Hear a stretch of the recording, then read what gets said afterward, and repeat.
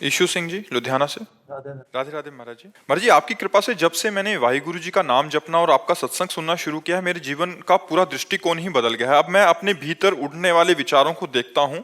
मुझे ज्ञान है कि नाम जप मुझे शुद्ध कर रहा है और नाम की कृपा से मुझे अपनी कमियां भी दिखाई देने लगी हैं, जिसकी वजह से ये प्रश्न उठा कि महाराज जी कृपया मुझे बताएं कि ये विचार मेरी सच्ची छिपी हुई वास्तविकता है जो हमेशा मेरे साथ थे, या केवल क्षणिक भ्रम है जो अब नाम के माध्यम से शुद्ध हो रहे हैं। महाराज जी, अगर हम अकाल पुरुष के संतान हैं तो हम शुरू से ही माया की ओर क्यों आकर्षित होते हैं, उनकी क्योंकि अकाल पुरुष की ही तो माया है, किसी और की। मम माया, भगवान लिखा है ना, मम माया दुरतया, मेरी माया। तो वही जो परम पुरुष परमात्मा का अंश, ममैवांशो, मैं भगवान का अंश हूँ, तो मम माया, जैसे हम भगवान के, ऐसे माया भी भगवान की है। भगवान की शरण होकर हम माया से बच सकते हैं, लेकिन भगवान का विस्मरण हुआ तो माया, फिर दो ही क्षेत्र है, एक तरफ भगवान, एक तरफ माया। और माया का मतलब कोई रूप नहीं है उसका, कोई रूप नहीं कि ये माया ये माया। यही तो आश्चर्य है कि उसको बता के थोड़ी आती कि देखो मैं माया आ रही हूँ। फंस जाता है जी, मकड़ी के जाल में जैसे वो बुनती है, उसी में फंस जाता है, अपने आप से बुनता है, अपने आप में फंस जाता है। वो सत्य है परमात्मा, हम उसकी तरफ चले तो धीरे धीरे हमारी असत वासनाएं नष्ट हो जाएंगी। बस खास बात हम बार बार फिर यही कह रहे हैं कि गुरुजनों की आज्ञा और शास्त्र आज्ञा, अगर इसका पालन नहीं हुआ तो बहुत अच्छा भजन साधन करने पर भी साधक फंस जाएगा, साधक फंस जाएगा।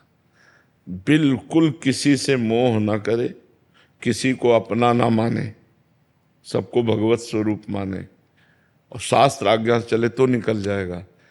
नहीं, कई बार गलती संग दोष में हो जाती, कई बार गलती ऐसे हो जाती कि उसे हम गलती नहीं मानते, अधिक अपनापन हो जाने के कारण हमसे गलती हो जाती है। कुछ ऐसे अपराध हैं, कुछ ऐसी गलतियां हैं जो बड़ी सफाई से हमारे अंदर प्रवेश करती हैं और हम जान नहीं पाते, हमें गिरा देती हैं।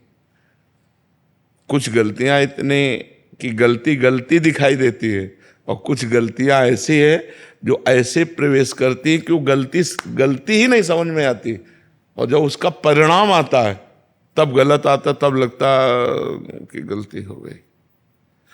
तो ये जो भगवान की दुरंत माया है, ये केवल वाहेगुरु की आज्ञा पर चलने पर, गुरुवाणी पर हम श्रवण करें, कथन करें, चिंतन करें और उसी पर चलें तो फिर माया फंसा नहीं पाएगी। नहीं तो बड़ा सूक्ष्म विषय है, समझ में नहीं आता।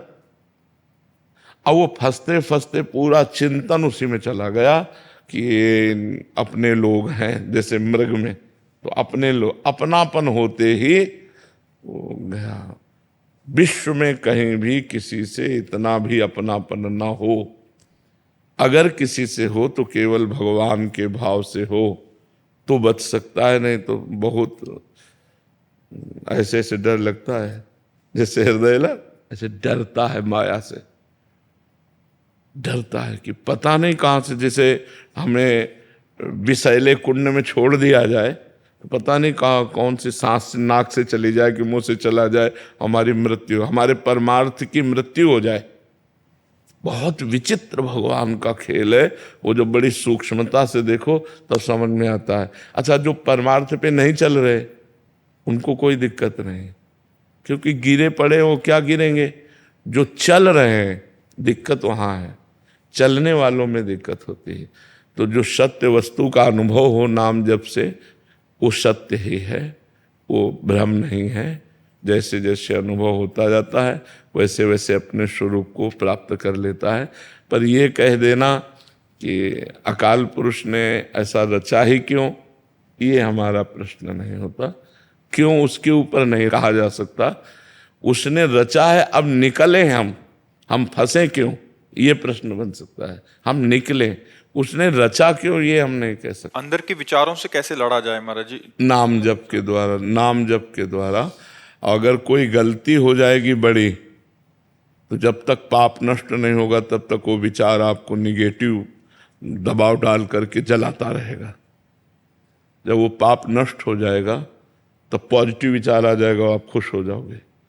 और जब तक पाप नष्ट नहीं होगा तब तक वो आप भजन करने पर भी निगेटिव विचार दबा दबा कर आपको जलाता रहेगा, आपको क्लेश देता रहेगा। और भले भजन कर रहे हो तो भी जब तक वो पाप नष्ट नहीं हो जाएगा तब तक वो आपको ऐसा करता रहेगा। इसलिए डरो कि कोई पाप ना हो जाए, निरंतर नाम जप करते रहो। महाराज जी, अभी जैसे आपने बोला कि संसार में जो फंसे हैं, जो गिरे हैं, वो तो गिरे ही हैं।